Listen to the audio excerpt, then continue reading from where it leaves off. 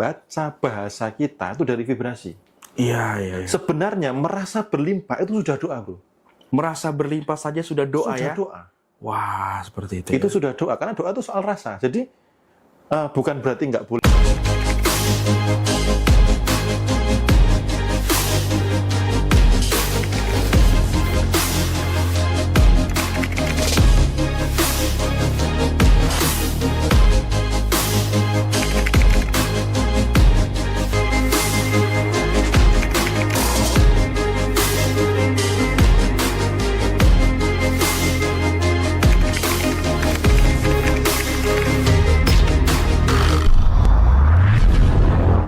Jadi ini ilmu bagus banget ya teman-teman ya.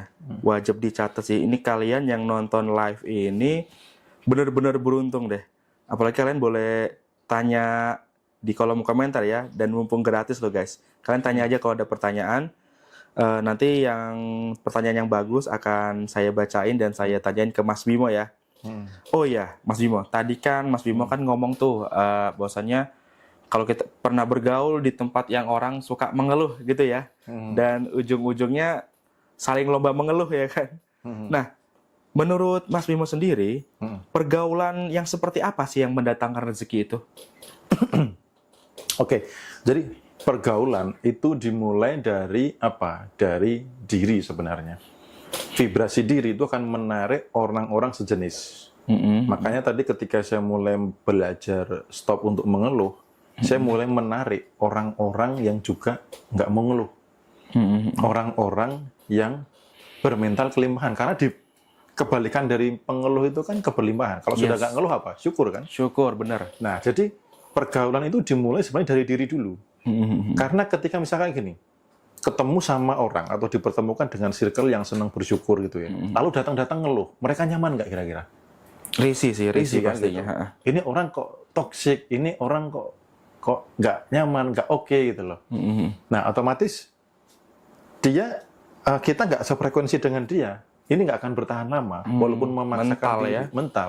Itu karena sesuatu yang sefrekuensi akan dipersatukan, yang tidak sefrekuensi akan dipisahkan gitu. Jadi sebelum bergaul, teman-teman tingkatkan dulu kesadarannya tentang rasa syukur dan sebagainya. Itu didominankan sepanjang hari. Nanti pasti akan narik kok. Gitu. Coba misalkan contoh kita dipertemukan ini, itu kan bukan niatan kita kan, gitu loh. Karena itu apa? Terjadinya salah satu frekuensi yang sama. Coba misalkan gini, aku sudah senang syukur, terus kamu ketika datang ngeluh gitu, pasti nggak akan lama pertemanannya. Bener. Gitu. Jadi kalau teman-teman pergaulan seperti apa, pastikan diri dulu. Habis itu yang membuat pengalaman saya membuat income itu stabil naik adalah apa? Saya selalu mencari circle yang di atas. Yang di atas. Artinya secara kesadaran lebih tinggi, secara apalagi kalau saya mau meningkatkan finansialnya lebih tinggi. Karena mereka ketika ngobrol, apa yang dibicarakan? Peluang, ide bisnis, kesempatan, terus kemudian apalagi yang bisa dikerjakan bareng-bareng yang menghasilkan. Gitu. Dan orang-orang yang perusahaannya sedang berkembang, mereka butuh orang-orang yang attitude-nya bagus. Seperti belum tentu ditanya kamu bisa apa, belum tentu bro. Bahkan belum tentu ditanya ijazahnya ya. Belum, iya. Karena skill bisa dilatih. Iya, benar-benar. Gitu, skill bisa dilatih. Tapi kalau attitude itu mahal. Mau skill jago apapun, kalau attitude-nya nggak bagus, ya nggak akan lama juga sih dipakainya itu. Nah, orang-orang yang di circle up itu, ketika mereka ketemu orang yang jujur, amanah, minimal dua itu ya, jujur, amanah itu nggak suka ngeluh tadi, yang syukur nyenengin orangnya gitu. Iya. Suatu saat pasti, bro ini aku ada project bisa dikerjakan bareng nggak? Kamu bisa bantu projectku nggak? Awalnya kita cuma minta dibantuan, bisa kita dilibatkan gitu. Jadi itu step by step. Atau kita minimal tahu, cara mereka menghasilkan uang lagi itu begini gitu. Karena apa? Untuk meningkatkan income itu kan juga butuh sumber informasi kan. Harus ada yang masuk ke kepala. Kalau nggak ada yang masuk gimana? Tahunya hanya gitu-gitu aja kan? Benar. Ya hasilnya gitu-gitu aja. Nggak ada perkembangan ya. Betul. Oke. Nah, kalau kita kan harus Mas Bimo tadi kita harus merasakan berlimpah supaya kita berlimpah, kita sesuai apa yang kita rasakan. Oke? Apa yang kita rasakan saat ini akan menciptakan kita seperti apa di masa depan. Kira-kira seperti itu ya. Nah, kalau kita berasa berlimpah, tapi gimana ya? Kalau kita gini, kita akan berdoa. Berdoa itu kan meminta sesuatu yang belum kita miliki. Ketika kita meminta itu kan berarti kan kekurangan tuh ya, bukan keberlimpahan. Nah, jadi menurut Mas Bimo itu berdoa yang benar tuh seperti apa biar supaya mendatangkan apa yang kita inginkan, juga mendatangkan rezeki keberlimpahan. Silakan Mas. Oke, jadi doa itu sebenarnya soal rasa. Doa itu soal rasa, soal vibrasi. Nah, teman-teman bisa cek aja ketika berdoa dengan penuh ketakutan, kecemasan, kekhawatiran, yang terjadi peristiwanya apa. Walaupun doanya baik, misalkan, ya Allah ya Tuhan, kenapa hidupku begini, tolonglah hambamu ini, hutangku banyak, semakin hari makin nambah, aku sudah nggak kuat menjalani hidup ini. Peristiwa yang diundang apa? Masih kekurangan lagi. Iya, benar. Karena doa itu soal rasa. Soal rasa. Dan ada juga beberapa orang yang doanya terjebak di mantra, dalam tanda kutip. Hanya di kata-kata, hanya hafalan. Nah, semesta itu membeli doa yang secara dalam tanda kutip ritual keagamaan ya, bukan berarti tidak boleh, itu boleh. Kita itu dari vibrasi. Kadang orang terjebak. Sebenarnya merasa berlimpah itu sudah berdoa itu juga merasa berlimpah saja sudah doa ya. Wah. Makanya kalau itu sudah doa, di buku sadar kaya itu ya. Jadi bukan berarti orang yang meng-cancel doanya sendiri. Meng-cancel doanya ya. Karena setelah doa rasanya nggak dijaga. Cemas, khawatir, gitu takut gitu. Bahkan istilahnya kayak khawatir doanya dikabulkan atau enggak kan sebenarnya seperti seolah-olah kayak menghina Tuhan gitu. Catat guys, jadi doa yang diiringi dengan kekhawatiran itu adalah doa yang tercancel guys. Wah, ini keren atau doa sih. kebalikannya. Malah doa kebalikannya. Yang terjadi oh iya malah benar.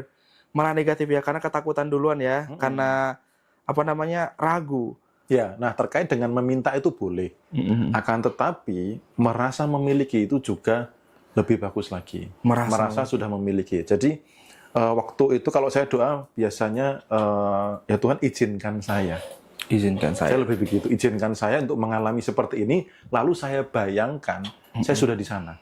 Jadi kantor ini, rumah yang di sana, ya itu kalau kantor ini beda lagi cerita uniknya. Kalau yang rumah sana, itu saya bayangkan pas mau tidur di kondisi apa? Di kondisi saat kondisi masih minus, saat kondisi genteng bocor, beras mau habis. Nah, saya berdoa, ya Tuhan izinkan saya untuk berada di titik ini. Nah, titik ini itu lalu dibayangin seolah-olah sudah terjadi. Habis itu terima kasih sudah diizinkan, walaupun belum.